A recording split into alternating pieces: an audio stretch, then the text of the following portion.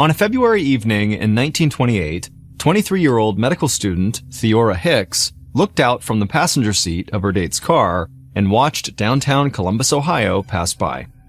Theora was pale and pretty with cropped brown hair. She had on a fitted dress and wore her father's old watch on her wrist.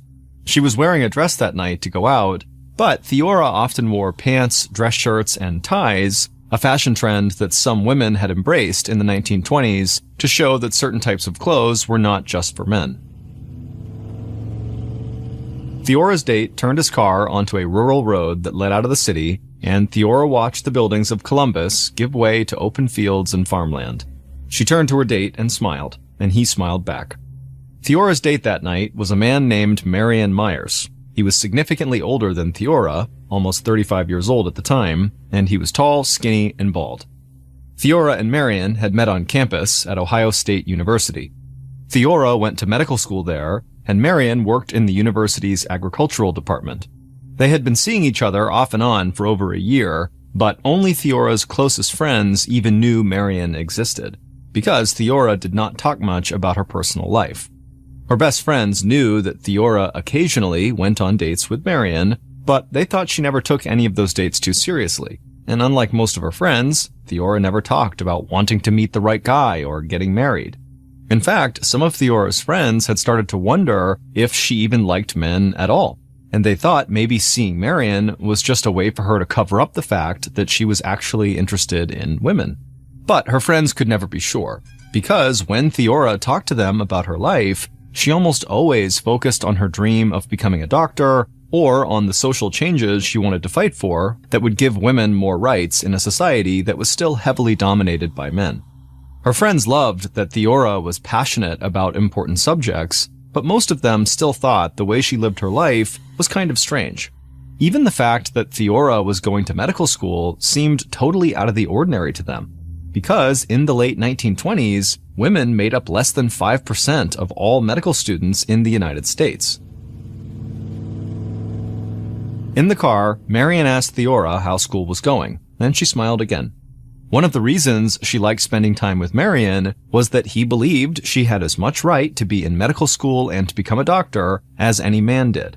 Theora said school was going well, and that she was really busy with classes and work, but she didn't mind.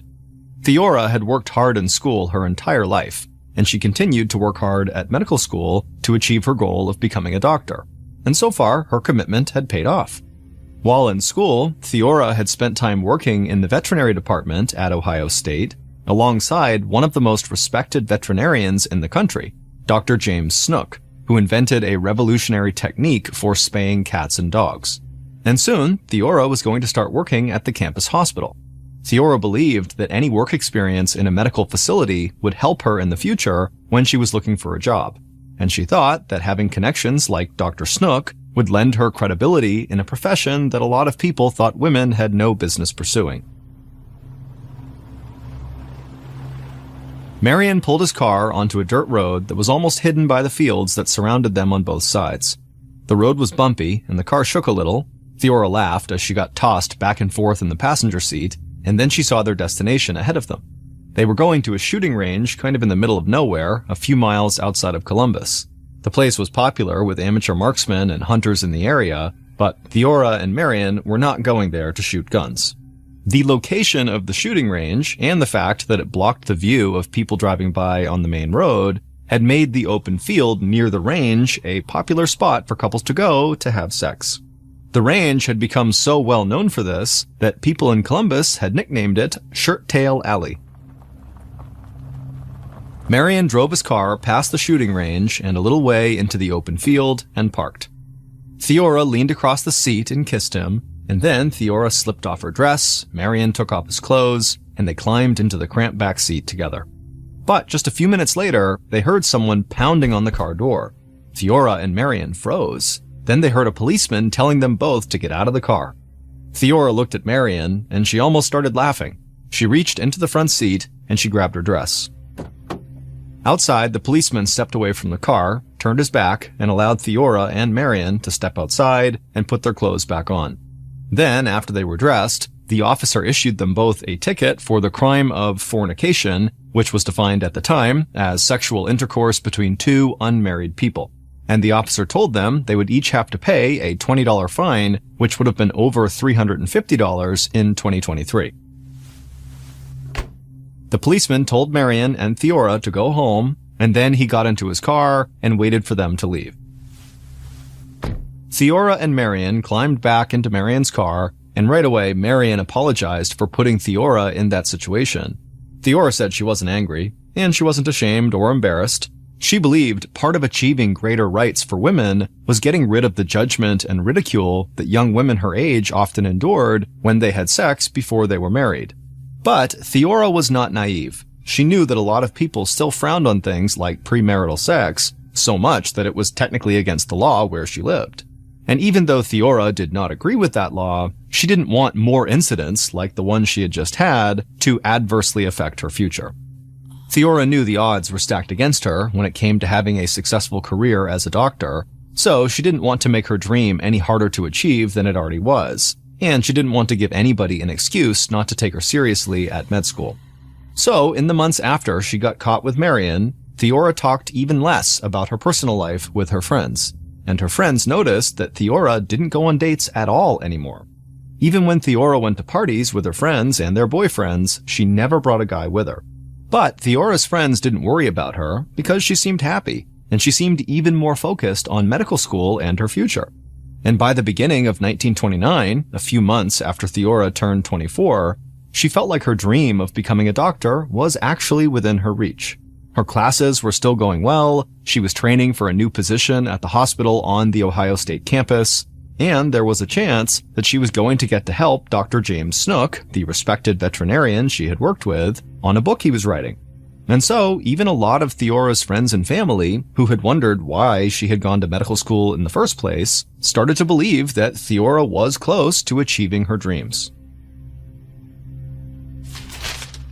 At about 7 p.m. on June 13, 1929, over a year after the fornication incident at the shooting range, Theora stood in her small bedroom in her apartment in Columbus, Ohio.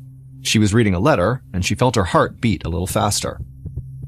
The letter started off, "My dearie, I awakened early at about 7 and of course thought of you at once." Theora read about how much the person who had written the letter couldn't wait to see her again, and Theora smiled at the writer's signature at the bottom of the page. In big letters, it just said, Janet. Theora put the letter from Janet back into one of the drawers in her desk, and she got even more excited about her plans that night. Then Theora looked in the mirror to check her makeup and clothes. She was wearing a sleeveless brown dress with a white collar and a rhinestone belt, and she had her father's old watch on her wrist like she always did. Theora grabbed her purse, stepped out of her bedroom, and saw her two roommates sitting in the living room of their apartment. The two young women saw Theora, and a look of shock came across both their faces. They couldn't remember the last time Theora had gotten dressed up to go out on a date, but they were sure that's what she was doing. Theora told them she was going out with somebody that night, but she didn't say who. Then she told her roommates she would see them when she got home, and she went outside. She walked down to the end of the street and hailed a cab to take her to the Ohio State campus. On the drive, Theora asked the cab driver if she could have one of their cigarettes, because Theora was nervous and she thought maybe it would calm her down. The driver reached into his pocket, pulled out a pack, and handed her a cigarette and matches. Theora lit the cigarette, but only took 2 puffs before she put it out, and she still felt nervous and excited. When Theora got to Ohio State, the sun was just setting, and she thought the campus looked like it was glowing. She walked down a tree-lined sidewalk towards the parking lot by the student center, and she saw a blue Model A Ford Coupe parked in the lot. That was Janet's car. Theora looked around to make sure nobody was watching her, and then she walked quickly to the blue coupe, she hopped into the passenger seat, leaned over, and gave Janet a kiss. And soon after, the car pulled out of the parking lot and headed out of Columbus. At 10:30 a.m. on Thursday, June 14th, so the morning after Theora had met Janet on campus, 2 teenage boys stepped out of a car and walked through the high grass in an open field near the shooting range outside of Columbus. The boys both loved shooting rifles at the range, and that morning they had decided to have a contest to see who was the better shot. As they walked through the field, the boys laughed and talked, and each of them boasted about how they were going to win the competition, but then one of the boys stopped and stared a few feet ahead of them into the field. His friend stopped behind him too and asked what was going on. The boy pointed his finger to where a swarm of flies were buzzing around something on the ground that was hidden by the tall grass. Both of the boys squinted to get a better look, and they wondered if maybe there was a dead animal that was attracting all the flies. So they walked a bit closer, the sound of the flies getting louder and louder as they approached. Then the boys both stopped again because they thought they saw a pile of women's clothes on the ground. The boys looked at each other and laughed. They knew the reason couples came to this field by the shooting range, so they figured, maybe a woman who was here with her date had been forced to run off without her clothes because the cops had shown up. But the boys were quickly more interested in the swarm of flies and whatever was below them, and so they took a few more steps forward, and when they got close enough to actually see what was on the ground, they both started screaming for help. Pretty soon, the farmer who owned the land and who had been working nearby ran over to the boys. The farmer looked down at the ground where all the flies were swarming, and he told the boys to go get the police. The boys turned around and ran back through the field to their car. They got in and drove a few minutes down the main road to the small local police station. They ran inside and told the first cop they saw what they had found in the field. 2 police officers ran out of the station, got into their car, and drove to the field where the boys had just come from.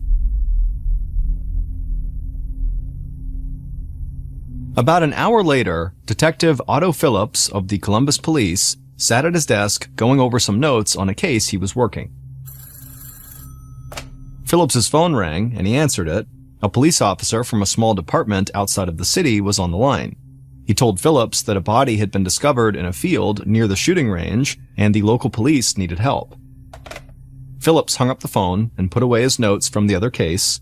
He figured that case wasn't nearly as important as a dead body that was just found in a field. Phillips stood up, put on his jacket, grabbed his fedora hat, and headed out of the station. He drove a few miles outside of Columbus and saw several cars parked on the side of the road next to the open field by the shooting range. Phillips got out of his car and walked towards the small group of men that had already gathered in the field. Phillips saw there were 2 cops from the nearby station, the county coroner, and a police photographer. Phillips knew the coroner well, but he introduced himself to the others and then asked if they would all clear some space for him. All the men moved back, and Phillips took a few steps forward. And right away the sound of the flies buzzing and the smell hit him first, and then when he crouched down, he saw the body of a young woman. Phillips took off his hat and tried to swat the flies away.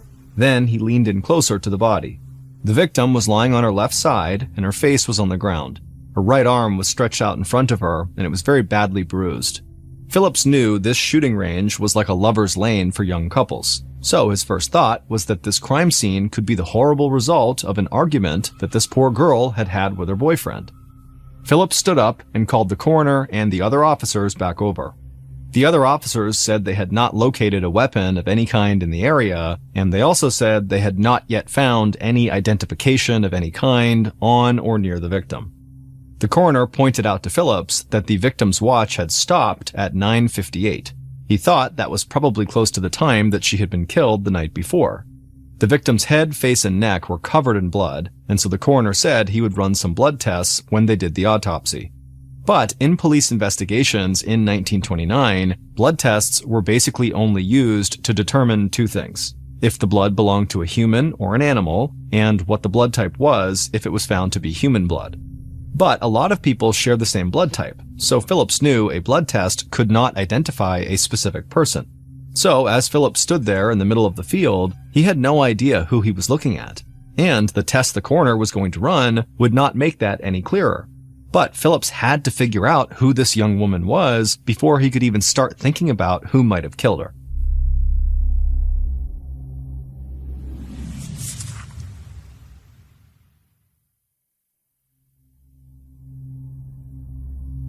The news of the body found outside the city did not take long to spread, and that afternoon, 2 of Columbus's newspapers ran salacious headlines about the dead girl found at the infamous Lover's Lane nicknamed Shirt Tail Alley.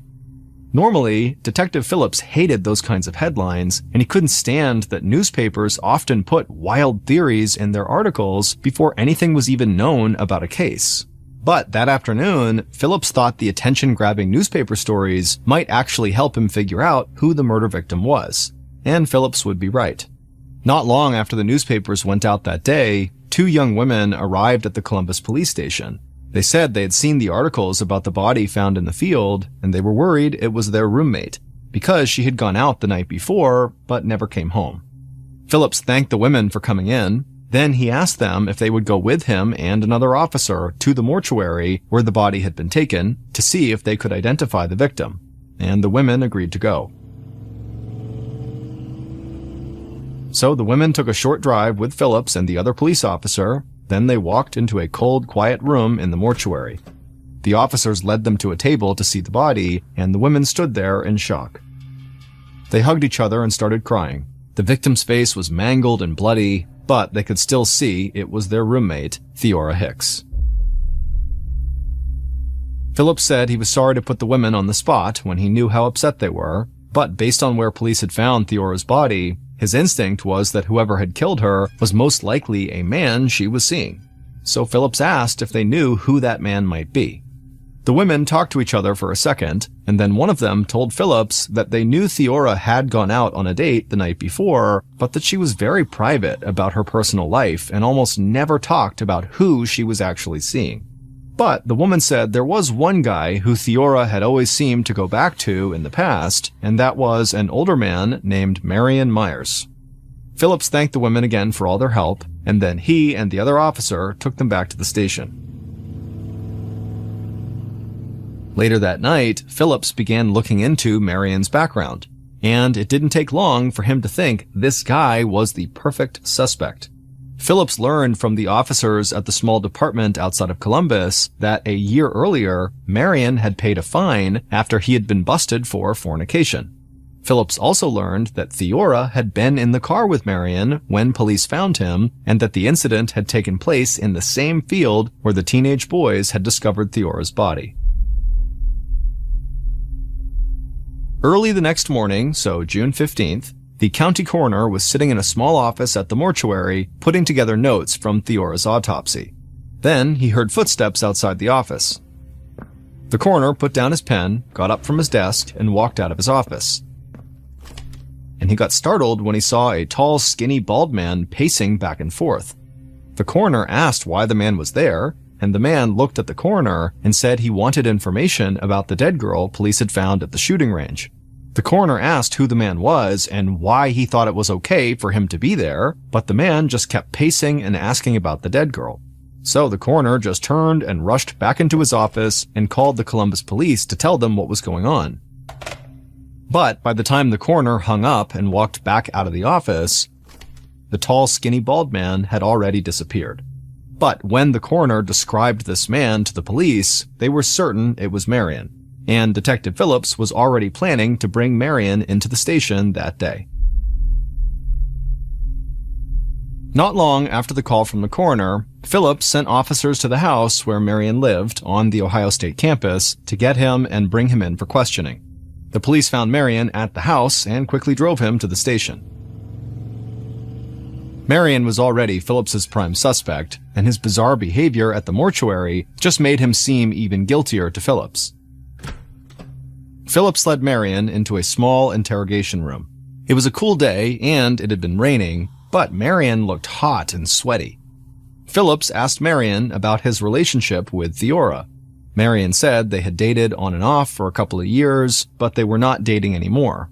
Marion said he loved Theora, but she did not love him.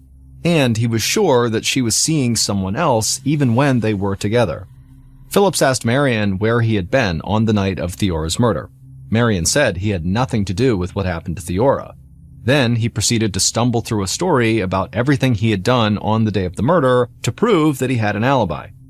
Phillips felt like during his time as a detective, he'd learned how to read people pretty well, but there was something about Marion that he just couldn't quite figure out. Marion came off as a jealous, jilted lover, and there was a chance that he was making up his supposed alibi on the spot. But Phillips also got the sense that this was the kind of guy who would go into a panic and start rambling even when he was asked a simple question, like what he had eaten for dinner the night before. So by the end of the interview, Phillips still considered Marion a major suspect, but he wanted to know if Marion was right about Theora seeing someone else. Because if Theora was dating someone else, and that was who she had gone out with the night she got murdered, Phillips needed to find out. Later that morning, Phillips and other members of the investigative team went to Theora's apartment, and her roommates showed them to her bedroom. At first glance, Phillips thought it looked like the typical bedroom of a young single woman. But when he opened one of the drawers of a small wooden desk, Phillips started to think there might not be anything typical about Theora at all. In the desk drawer, Phillips found a Derringer, a small handgun that was easy to conceal. Next to the gun, Phillips found a couple of bank passbooks, which were savings account logs that people kept in the 1920s, and when Phillips looked at those passbooks, he was stunned. Theora had at least 2 savings accounts with almost $2,500 between them. For reference, at the time, that was more than the average American family made in a year. Also, $2,500 then would have been equal to about $45,000 today in 2023. Phillips had talked to Theora's roommates and a few of her other friends after her body had been identified, and they had all said that Theora worked on campus just to make enough money to get by at medical school. So Phillips was surprised that she had thousands of dollars in savings, and he started to wonder if Theora had been living some kind of a double life. Then Phillips opened another desk drawer, and he found something that immediately backed up that double life theory. Phillips pulled out a stack of letters that had been written to Theora, and they were all from someone named Janet. And once Phillips had read through the letters, it seemed clear to him that Theora and Janet had been in a very serious romantic relationship. So Phillips needed to find out if Janet was the person Theora had gone out with on the night of her murder. But Phillips didn't have a last name for Janet, and when he asked Theora's roommates about Janet, they said they had no idea who Janet was. A few hours later, Phillips and his team met with Theora's classmates and people who she worked with at the campus hospital. But nobody they talked to knew anyone named Janet. And so the police went down their list of other people to talk to, and they saw there was a guy named Dr. James Snook who Theora had worked with in the veterinary department. And so they contacted James and they asked him if he'd be willing to come to the police station and answer some questions about Theora. And James said fine. He came down to the station, and he sat down with Phillips and the other members of the investigative team. Phillips immediately thought James looked and talked exactly like a typical professor. He was 49 years old, he wore a nice suit and glasses, and whenever he talked, it sounded like he was explaining things to a big group of college kids. James told the police that Theora had once worked in the veterinary department in the steno pool, which meant she took notes and shorthand in meetings and at lectures. And James said Theora had been great at her job, and so he thought she might be able to help him while he compiled stories for a book he wanted to write. Phillips asked what the book was about, and James got a little embarrassed and said he was working on a book about himself. Because not only had he been a pioneer in veterinary science and medicine, but also he'd won a gold medal at the 1920 Olympics in Belgium. Once that information came out, immediately the officers started asking James questions about what it was like to compete in the Olympic Games and what it felt like to win gold against amazing athletes from all around the world. But eventually, Phillips got the conversation back on track, and he asked if James knew of anyone named Janet who worked in his department at the university or who might be connected to the veterinary school in some way. James thought about it for a minute, but said nobody came to mind. But he admitted that after being a professor for years, he was not great about remembering all the names of all of his students. They kind of blended together. And then at the end of the interview, Phillips thanked James for coming in and said they'd follow up with him if they needed to. After that interview, Phillips was getting frustrated. He had figured that Janet, the person who wrote the love letters to Theora, had to be a classmate or co-worker or at least somebody Theora knew from school. But so far, the search for Janet had been a total dead end. And the team was still looking into Marion's alibi, so they couldn't rule him out as a suspect. They even decided to bring Marion back in and to keep him at the station until they were sure they knew where he had been on the night of the murder. But Phillips was having doubts that Marion was the killer, and he was almost positive that Theora's secret lover, Janet, had something to do with Theora's death. Later that day, Phillips met with the coroner at the mortuary, and the results of Theora's autopsy threw Phillips for a loop. At the time of her death, Theora had traces of marijuana in her system, but it wasn't from smoking marijuana, which would be the most common way to ingest the drug. Instead, Theora had ingested a very uncommon type of marijuana in powder form. In addition to that, Theora had also ingested something even stranger: blister beetle extract, more commonly called Spanish fly, which was a chemical substance taken from an insect. At the time, some people believed Spanish fly was an aphrodisiac that heightened a person's sexual performance, but Spanish fly was not exactly easy for anyone to just get. So by that evening, Phillips was starting to feel like this case that had seemed pretty straightforward at the beginning was just getting weirder and weirder and weirder. So by that evening, Phillips was starting to feel like this case, which had seemed pretty straightforward at first, was now starting to seem really complicated and just totally weird. And then later that night, the case got even weirder because Phillips got a phone call from a woman who said she was a landlord and that she was sure she had rented a small apartment in the city to the dead girl she'd seen in the newspaper. Phillips hung up the phone with the landlord and just shook his head. In the course of about a day, he discovered Theora's gun, her shocking bank accounts, her love letters, and her secret apartment. But he still didn't have the one piece of evidence he badly wanted. He didn't know who this Janet person was. On the same night that Phillips had spoken to that landlord, he and a few other officers drove across town to see the apartment Theora had supposedly rented. Phillips was exhausted, and he felt like that day might never end, but he hoped maybe something in this new apartment would either prove Marion was the murderer or lead him to Janet. The landlord walked Phillips and his team into the small one-room apartment. A large brass bed took up most of the space, and there was one wooden chair in the corner. Phillips also saw a back door that would allow people to come in and out of the apartment without being seen by anybody on the street in front. One look at the place, and Phillips knew this was a classic love nest where people would meet to have a secret affair. Phillips showed the landlord a photo of Theora, and the landlord said that was definitely the woman who had rented this place, but she'd used a different name. The landlord also said Theora had told her she would not be renting the apartment anymore and would move her things out that week. Phillips and his team searched the room for any piece of evidence that might help their investigation, but it looked like Theora had already moved out because all they found was a woman's brown hat lying on the hardwood floor. So when Phillips's long day finally ended, he still had Marion in custody at the police station, but he didn't really have anything new to go on.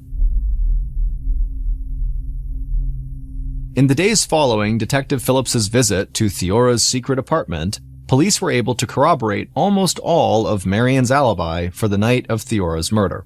But there was still about 30 minutes that night that Marion could not account for, and nobody close to him had seen him during that time.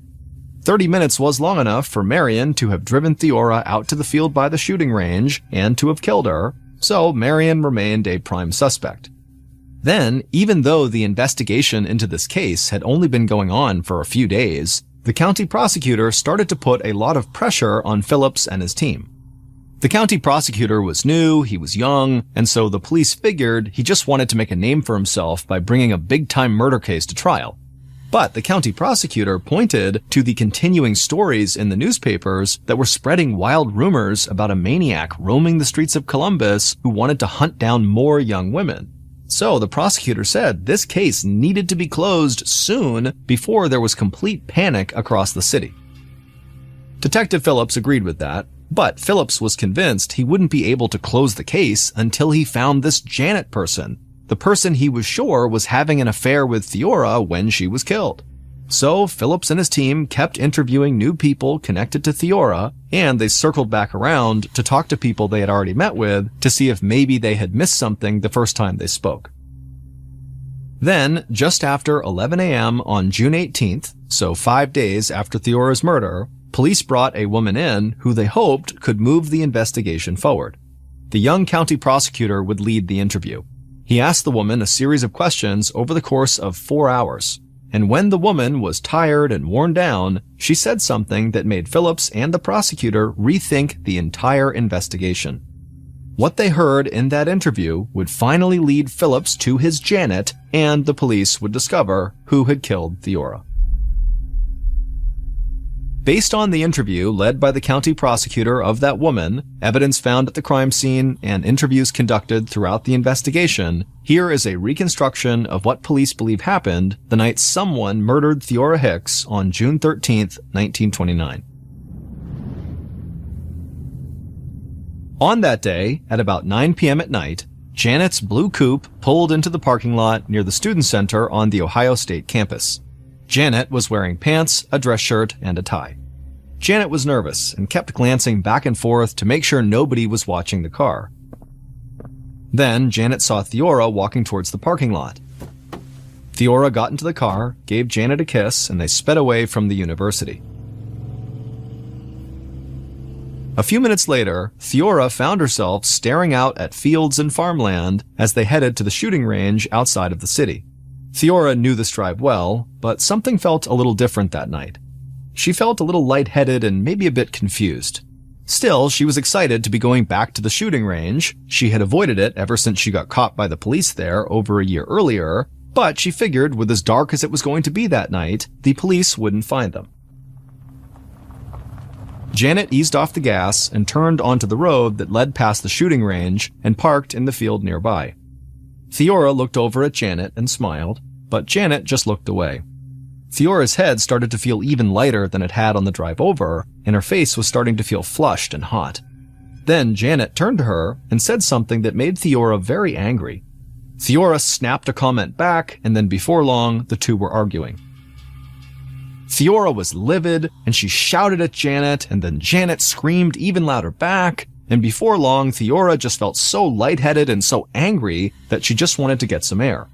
So Theora grabbed the door handle, but before Theora could get out of the car, Janet leaned into the back seat, picked up a hammer, and smashed it into the back of Theora's head. Theora heard ringing in her ears, but she was still conscious, just totally stunned. The cramped car had not allowed Janet to really get a full swing before she hit Theora. Theora's head wavered back and forth, and she turned and just stared at Janet in stunned silence. And Janet simply raised the hammer again and began striking Theora over and over again in the face. Theora felt warm blood running over her eyes, her cheeks, and nose, but she managed somehow to open the car door, and she stumbled into the field outside.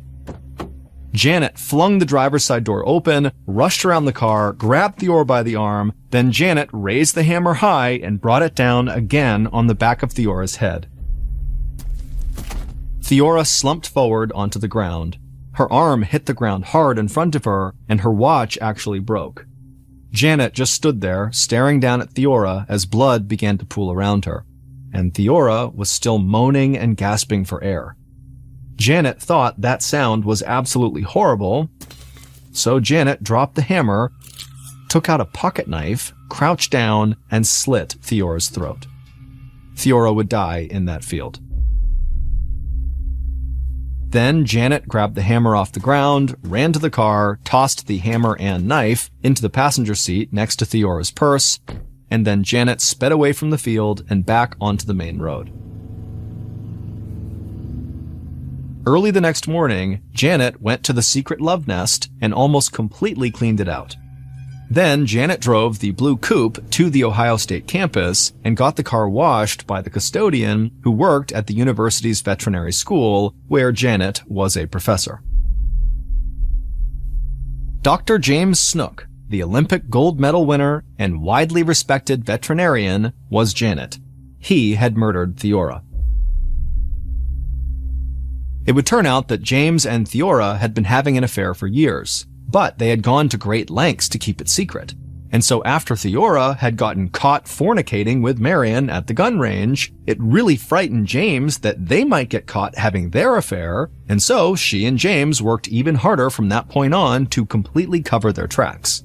That's why Theora almost never talked about her personal life. That's why James and Theora had rented an apartment they could sneak into through the back door, and that was why in all of their correspondence, James used a fake name, Janet.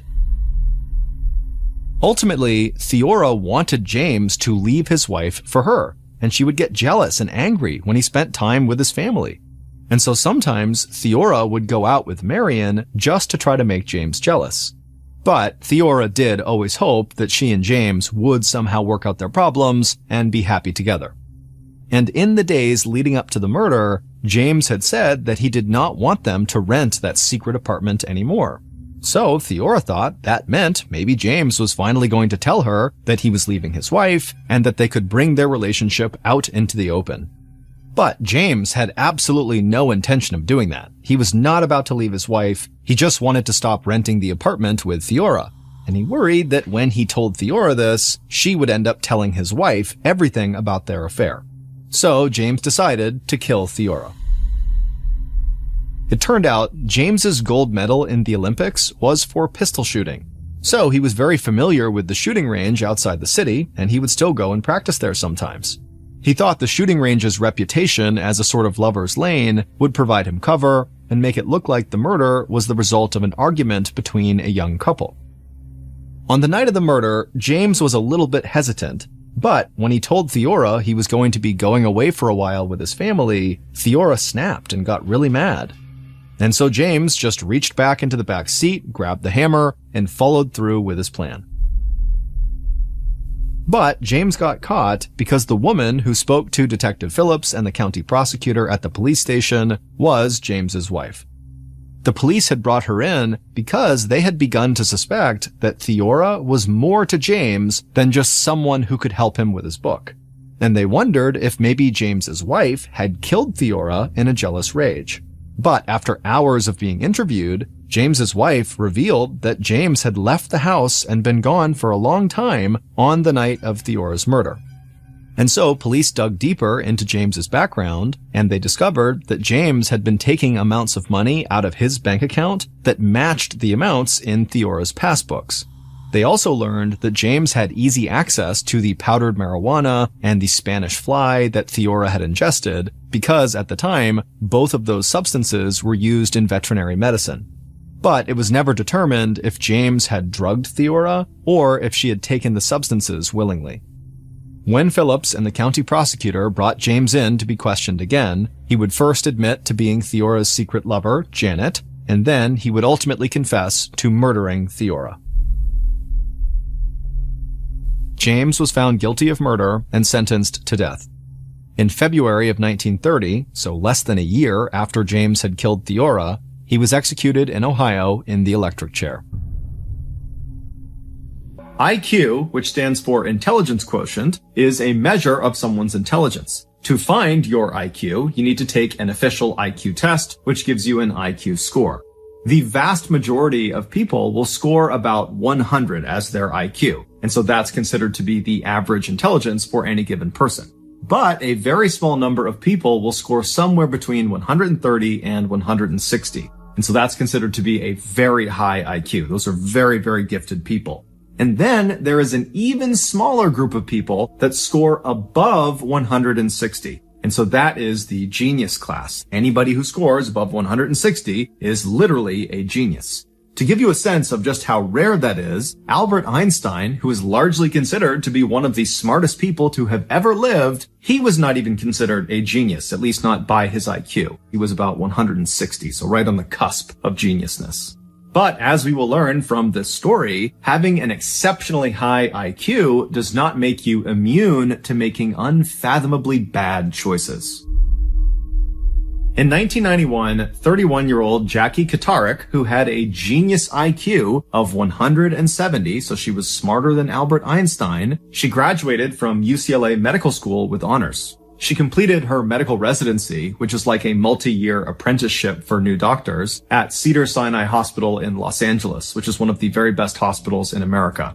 After that, she opened her very own practice just north of LA in a town called Bakersfield, California, and she also became a part-time professor at her alma mater, UCLA. By all accounts, Jackie was brilliant, she was successful, and she loved what she did, and her patients and her students loved her right back. Fast forward to 2010, Jackie was 49 years old, and she was still running her very successful practice, and she was still teaching at UCLA, and she was in an on-again, off-again relationship with a 58-year-old man named William Moody. While the details of their relationship are not really publicly known, it's fairly easy to deduce from the reporting that came from this case that Jackie and William fought a lot. On Wednesday, August 25th of that year, Jackie was spotted by herself at a Mediterranean restaurant in Bakersfield, California, having some drinks. And then at some point during the night, she called a ride service to pick her up and take her home again. Even though we don't know this for sure, it's assumed she was too intoxicated to drive, and that's why she called the ride service. The following morning, Jackie did not show up for work. Her assistant at her medical practice is the one who noticed Jackie had not shown up, and so when she didn't, she called her boss, but her boss didn't pick up. And so after a couple of failed attempts at getting in touch with Jackie, this assistant called Jackie's boyfriend, William. And so William, he picks up the phone, and when the assistant asks him, hey, have you seen Jackie? She has not come into work today. William actually says, yes, I saw her last night. William would explain to the assistant that the night before he was in his house by himself in Bakersfield, California, not far from this restaurant where Jackie was last seen. And he said that at some point, unannounced, he saw Jackie pull up in front of his house. And so he could tell from her general demeanor and her look and her pace that she was upset about something, or he just sensed there was going to be some conflict if he went to the door. And so he decided to actually slip out the back door and kind of run away from his property before Jackie could see him. And so he actually left the property and went to a friend's house who was nearby and spent the night with this friend. And so when the assistant called William, William was actually still at this friend's house. He had not been back to his actual property. And so he would tell the assistant that, the last I saw of Jackie, it was late at night. She had pulled up in front of my house, but then I split. So I don't know what she did. I assume she left. But William would tell the assistant that, I'll go back over to my house and I'll see if she's still there or if there's some indication of where she might have gone.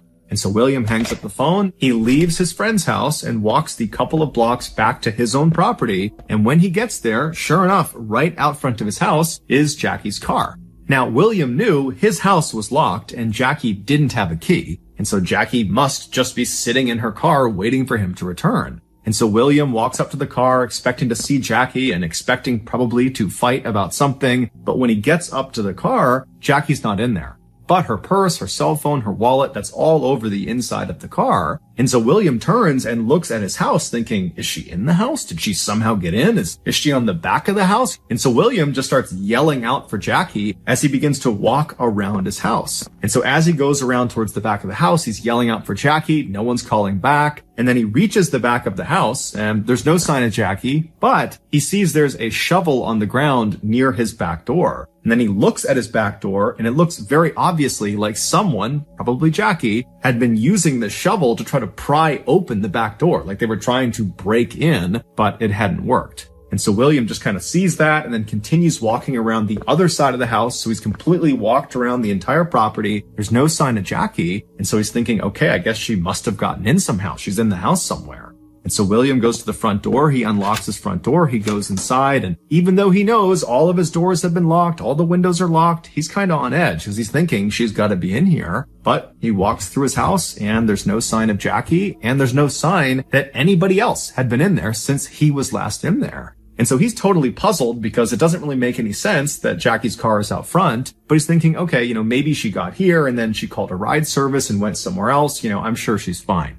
So William calls the medical assistant and says, look, her car's here, her stuff's here, but she's not here. I don't know what she's doing. I'll let you know if anything comes of it. The assistant said, I really feel like something's off here and we really do need to call the police. And so William would say, you know what? I think that's a good idea too. Let's just get them involved and make sure she's okay.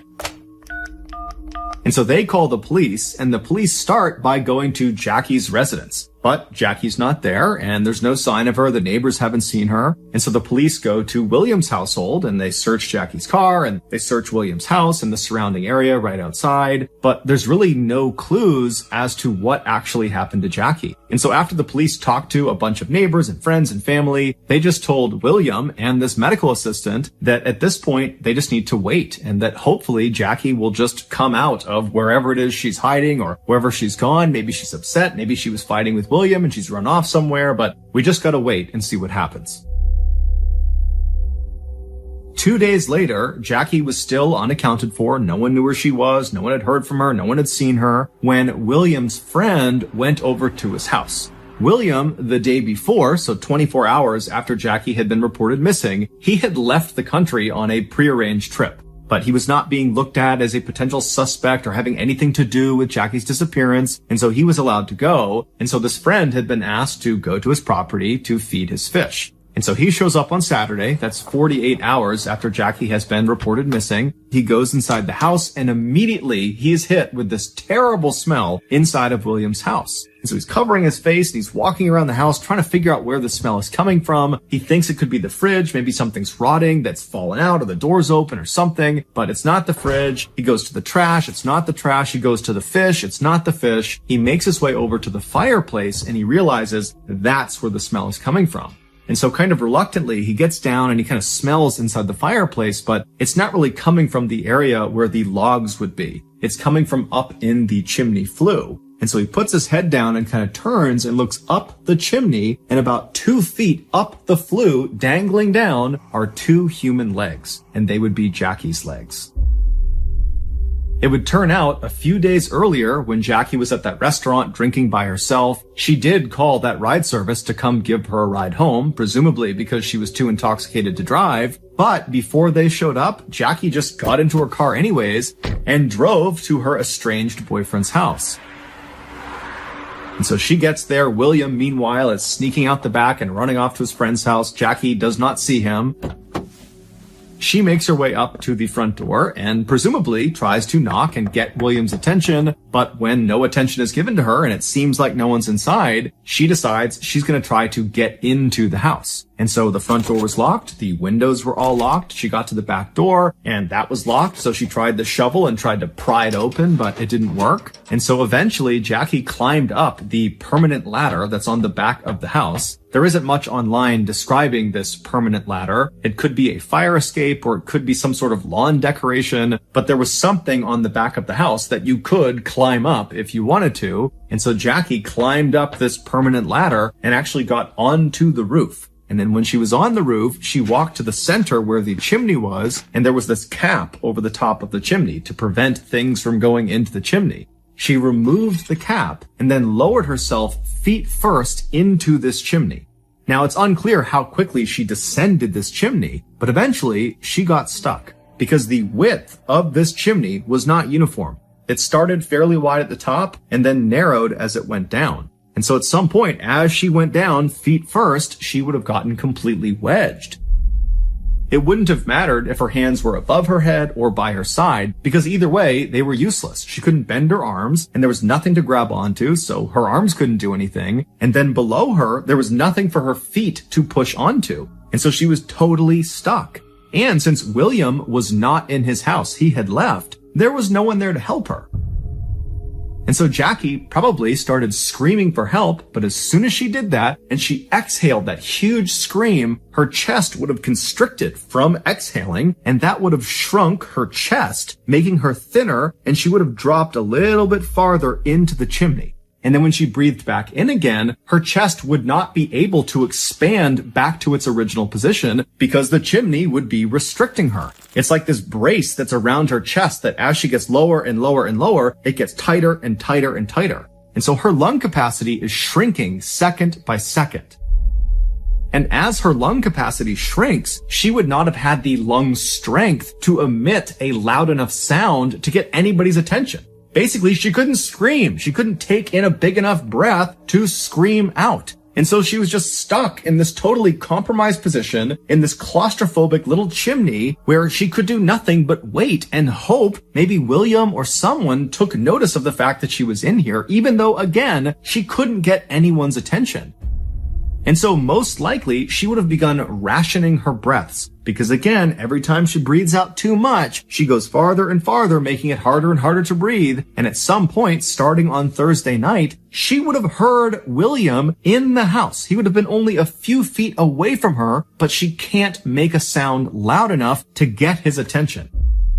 And we know she was alive by Thursday night because neighbors heard someone faintly yelling help on Friday night. So nearly 48 hours after she got stuck in the chimney, it's believed she was still alive. And those neighbors, when they heard that faint call for help, they assumed it was kids in a nearby pool, and so they didn't do anything about it. When they found out what had happened, they thought, you know what? It was coming from that chimney. That's where we heard it coming from. Jackie would die shortly after the neighbors heard her calling for help because she was dead by the time the friend found her in the chimney the following day on Saturday. Jackie would die from mechanical asphyxia, which is basically suffocation, but it's caused by some physical obstruction. And in this case, it was the chimney. The chimney literally crushed her chest to the point where she could no longer inflate her lungs. It would take firefighters approximately 5 hours to break this chimney down to finally retrieve Jackie's body. No charges were filed against anyone for Jackie's death. It was ruled to be an accident caused by an unbelievable error in judgment by an unbelievably brilliant woman.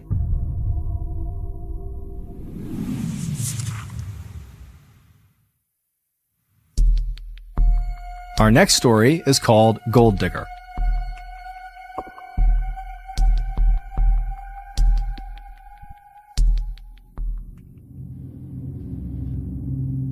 In July of 1988, 18-year-old Adriana and her husband, Jay Dickinson, were living in Anchorage, Alaska, just 1 month after getting married in Nevada. Jay, who had lived in Alaska for several years before Adriana joined him, had taken up an interest in something called placer mining, which is basically mining riverbeds for minerals like gold. And as soon as Adriana moved in, she picked up the hobby as well. The area they mined for gold was south of Anchorage in Cook Inlet. Jay owned a gold claim there. Over the years, Jay had found it to be very cumbersome just getting to Cook Inlet. Even though it was just south of Anchorage, the roads forced him to drive all the way around the inlet before being allowed in. However, he had discovered a shortcut. During low tide in the inlet, one of the two northern waterways that fed into the inlet, called the Turnagain Arm, would be completely dried up and it would turn into this huge open mudflat. And so Jay could leave Anchorage, go south, leave the highway at the Turnagain Arm, and drive directly over and across the mudflats and reach his gold claim in half the time. On the evening of July 14th, the young couple decided that the next day they wanted to go gold mining. And so Jay checked the tides of the inlet to see what the status would be for the next day, and he was pleasantly surprised to see that very early the next morning there would be a low tide, perfect for them. And so the next day, the couple got up at sunrise, they hopped in their Jeep, and they started heading south. They left Anchorage, they hopped on the highway, and they went south all the way to the access point to Turnagain Arm, and they looked out in front of them, and sure enough, it's completely low tide, and it's ready for them to drive over. As they turned off the highway and drove down the small access road that brought them to the actual mudflats, they passed by a series of signs telling them not to go on the mudflats. But Jay had done this dozens of times without any incident, and Deanna, she'd done it only a couple of times, but both times it had been no big deal, so neither of them paid any attention to the cautionary signs. Soon they were rolling across the mudflats on their way to Jay's gold claim. But on their way, their Jeep suddenly got stuck in the mud. And Deanna, she hopped out, she went to the back of the Jeep and began pressing as Jay pushed down on the accelerator. The Jeep eventually lurched forward and was free of the mud, but Deanna was actually now stuck in the mud because as she pushed, she drove both of her legs down deep into this mud. She tried to pull herself out, she couldn't do it, and so Jay hopped out of the Jeep, walked around the mud, and got to his wife and began pulling on her. He couldn't get her out, but he told her he had a good idea. He went back to his Jeep and he got his dredge that he was going to use to try to look for gold, and he pushed it down into the mud and began sucking up the mud around one of her legs. And he figured if he just created enough of an air pocket by sucking out enough mud, she could pull that leg out, and then he could do the same thing with the other leg. And although it was a slow process, it was working, and slowly but surely they managed to get one of her legs out of the mud right as the 38-degree water began coming in, because tide was starting to come in.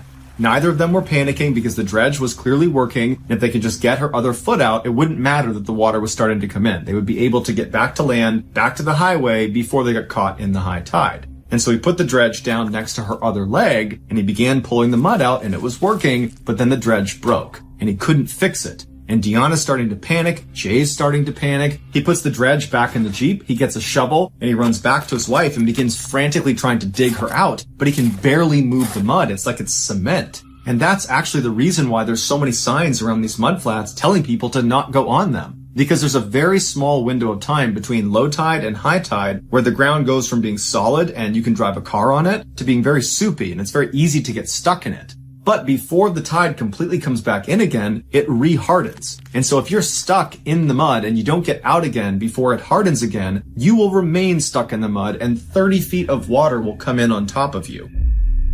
And so Deanna's trying to pull her leg out and she's panicking, and Jay is doing everything he can to try to get down there and get her foot out, but the ground's hardened at this point. Her leg is completely trapped inside of the mud, and the water is starting to come in faster and faster and faster. Jay told her he had to run back to the highway to try to get some help. He couldn't take his Jeep. There was too much water that had come in. It's now up to their knees, and so their Jeep's worthless. And so Jay is running away from Adriana, who's screaming for help. She's trying to get her leg out. There's nothing he can do. And so he's running through the water. He gets up to the highway, and he manages to flag down some motorists, and he pleads with them to please come out into the water and help me get my wife out. She's stuck in the mud. And they look out, and she's flailing around and screaming, and the water is now up to her waist. And so two of these motorists actually run down into the water with Jay and risk their own lives to try to get Adriana out. Meanwhile, another motorist took off for a nearby cafe where he could alert authorities that someone is trapped and they need someone out there right now.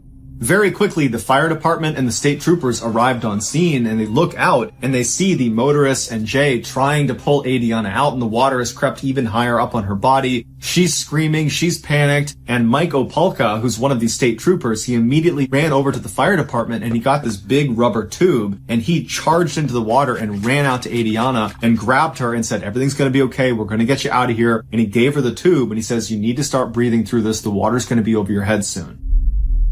And so Adriana, who's shaking because she's hypothermic and because she's terrified, she takes this tube and she's clutching it as the other rescue workers are running down with all their equipment to try to get her out. And then not that long after that, the tide had come in to the point where it was over her head, and all they could see of Adriana was this rubber tube she was keeping out of the water. But unfortunately, every attempt the rescue workers made failed, including getting a helicopter in and attaching a harness to Adriana and trying to pull her out that way. Nothing worked. The first responders and the motorists and everyone stayed with Deanna, holding on to her and trying to pull her out, but at some point the water was too cold and it was getting too deep, and they could not stay out there with her long enough. Michael Polka, the state trooper, was the last one out there with her, and he was struggling to keep his head over the water as he's still trying to pull her up, and at some point he noticed the tube she had been breathing in popped up on the surface with both ends exposed, so it had come out of her mouth. And so he fumbled with it, but his hand was so cold from the water he couldn't really grip it. He tried to reach down to give her the hose, but she was flailing and panicking, and she couldn't get the hose. She could not breathe through it, and at some point she went still. And Mike knew there was nothing he could do. She was gone, and so he let go of her, and being hypothermic himself, he barely was able to swim back to the shore and get out and go up onto the highway with the others. And there they sat for the next 6 hours as they waited for the tide to come all the way in and then go all the way out again and loosen up to the point where they could go out and retrieve Deanna's body. Unfortunately, had authorities been alerted to Deanna's situation a little bit earlier, they could have got a special water pump out to the mudflats, and it would have been able to get her out even if the mud was hardened. But by the time that pump arrived on scene, it was already too late. The water was well over Deanna's head, and she had already let go of the tube.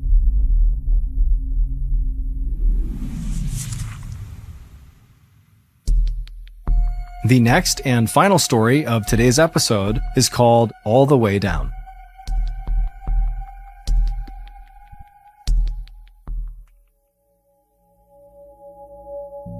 Midday on June 10th, 1981, an Italian man and his 6-year-old son walked to the edge of their property in Frascati, which is an area in Italy known as the hub of Rome's local wine industry. The father needed to repair a section of their fence, and his son, who he said had the soul of Huckleberry Finn, wanted to tag along. But as soon as the work began, Alfredo just wanted to go play in the vineyards, and so he ran off. And the father didn't think much of it because his son always played in the vineyards and just figured he would see him back at the house. When the father finished up the work around 7 p.m. and walked back into his house, he was surprised that Alfredo wasn't there. And so he asked his wife, have you seen our son? And she said, no, can you go out and find him because dinner's going to be on the table any minute. So the father goes back outside expecting to see Alfredo come running out from behind some hiding place, but he doesn't. And he yells out for his son and doesn't get a response. And so he begins walking his property and yelling for Alfredo, and he's not finding him. And so after 2 hours of looking, he finally just calls the police.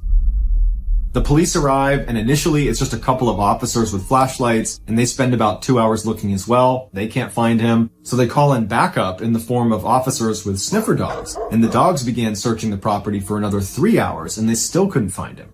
A little after midnight, the fire department, known in Italy as the fire brigade, they joined in as well.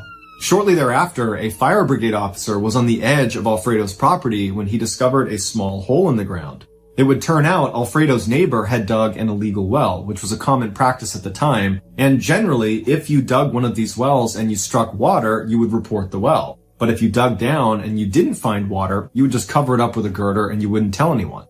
In this case, however, the hole the officer was looking at did not have anything covering it, and so he knelt down and he yelled Alfredo's name into this hole, and at first he didn't hear anything. Then he yelled again, and he heard Alfredo yell back for his mother. Alfredo must not have seen the opening as he was running around playing, and he fell feet first into an 80-meter deep shaft. After Alfredo was found, the fire brigade took over rescue efforts, and so additional fire brigade units were called to help. But as soon as those additional units showed up, the captains of the different units began arguing with each other because it wasn't really clear how they were going to get him out. And unfortunately, the fire brigade immediately made a very bad decision. They decided to lower a plank into the shaft attached by a rope that he could grab onto, and they could pull him out that way. But when they lowered it at about 24 meters, the plank got stuck inside of the tunnel. And when they yanked on the rope to try to free it, the rope came off of the plank, but the plank remained wedged in the tunnel, blocking the tunnel. By the following morning, TV crews had swarmed the area, and one of them offered up a two-way microphone that could be lowered down into the hole so they could talk directly to Alfredo. When the microphone was finally lowered down next to his face, he was crying and pleading for them to get him out and that he missed his mother. Amateur spelunker Tullio Barnaby, a 23-year-old, had come over and joined the vigil that night. The plank plan shocked him for its foolishness, and so too did the scene. It was like everyone and no one was in charge. The well opening had been widened in hopes that a very skinny person would be willing to be lowered down to remove the piece of wood that was obstructing the tunnel. And since Tullio was a spelunker and was comfortable in confined spaces and was pretty skinny, he volunteered himself to do it.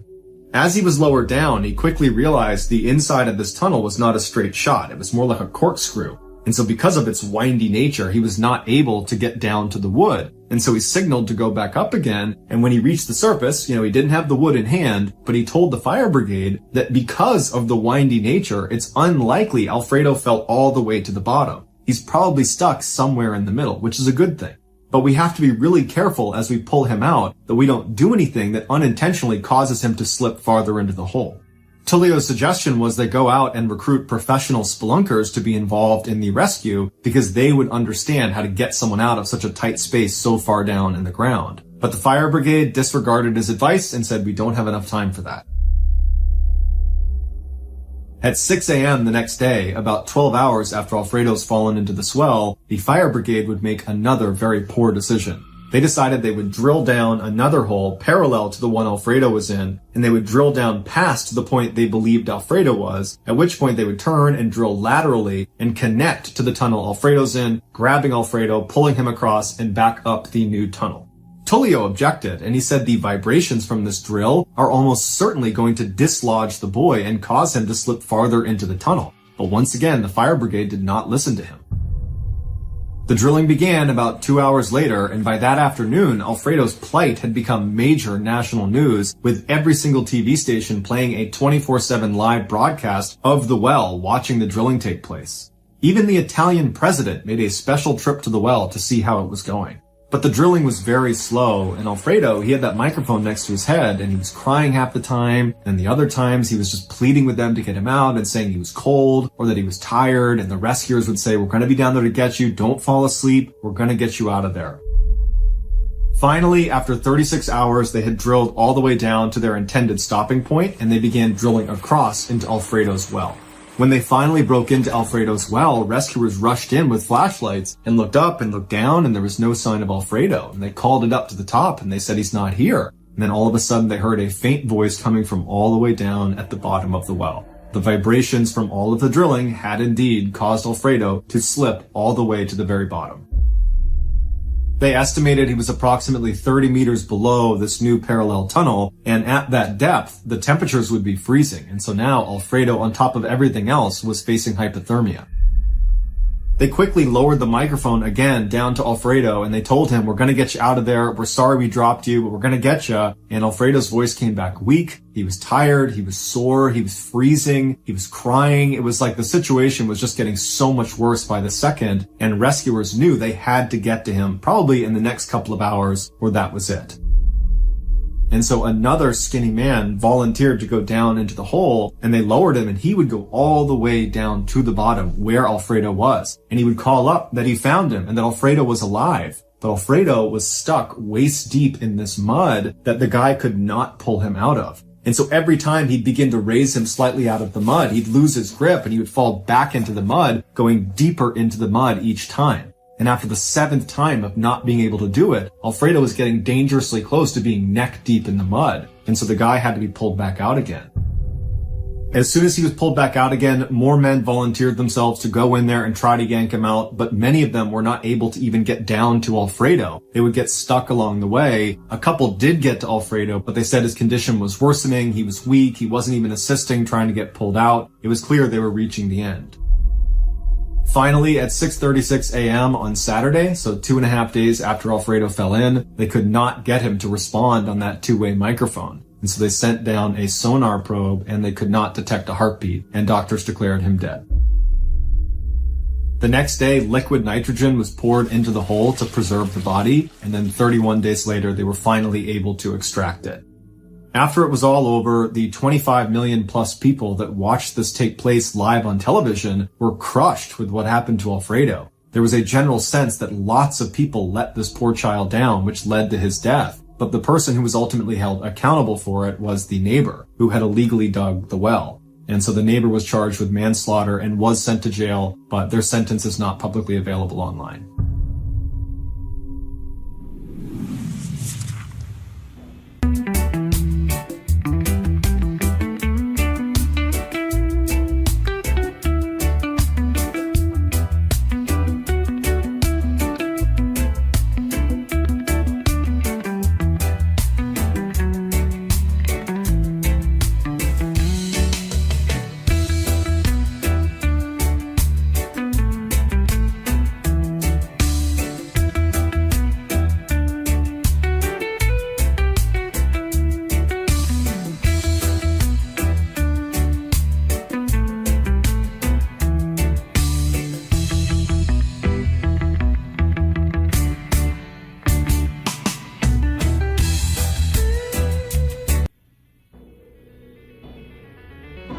Thank you for listening to the Mrballen podcast. If you got something out of this episode and you haven't done this already, please bring the Amazon Music follow button to Komodo Island to go apple picking, but secretly tape a stake to their back. This podcast airs every Monday and Thursday morning, but in the meantime, you can always watch one of the hundreds of stories we have posted on our main YouTube channel, which is just called Mrballen. We have a registered 501c3 charitable organization called the Mrballen Foundation that honors and supports victims of violent crime as well as their families. Monthly donors to the Mrballen Foundation Honor Them Society will receive free gifts and exclusive invites to special live events. Go to mrballen.foundation and click Get Involved to join the